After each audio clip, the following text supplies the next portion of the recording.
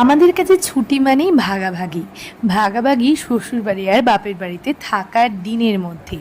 এখন শ্বশুরবাড়িতে আপাতত থাকার দিন শেষ, এবার ব্যাগ পোটলা গুছিয়ে চললাম বাপের বাড়ির উদ্দেশ্যে। শ্বশুরবাড়িতে শ্বশুর শাশুড়ি সবারই কিন্তু মন ভার হয়ে গেছে। যাওয়ার আগে শাশুড়ি মা অনেক মিষ্টি খাবার দাবার সব প্যাক করে দিলেন, গাড়িও আনা হয়ে গেছে। এবার আমরা ফাইনালি শ্বশুরবাড়ির মানুষগুলোকে টাটা জানাবো। সবারই মন ভার। এখানে এসো এই বাড়িতে। হ্যাঁ ফ্লাইং কিস করো মা। এসো এই বাড়িতে। আমাদের বকুলতলায় বকুলতলা বলো।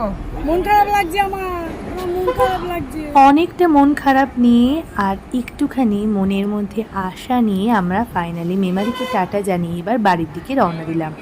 আমার শ্বশুরবাড়ি থেকে বাপের বাড়ির দূরত্ব কিন্তু বেশিক্ষণের নয়, মোটামুটি 1 ঘন্টার মধ্যেই পৌঁছে যাওয়া যায়।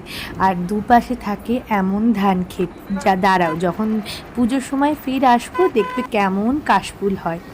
আমরা যখন বেরিয়েছিলাম তখন সন্ধ্যে 6টা, ঝুপ করে সন্ধে নেমে গেল। আর ফাইনালি আমি বাড়ি চলে এলাম। বাড়ি এসেই সবারই সঙ্গে দেখা, মেয়ে তো একদম আনন্দে আহ্লাদে ডগমগ।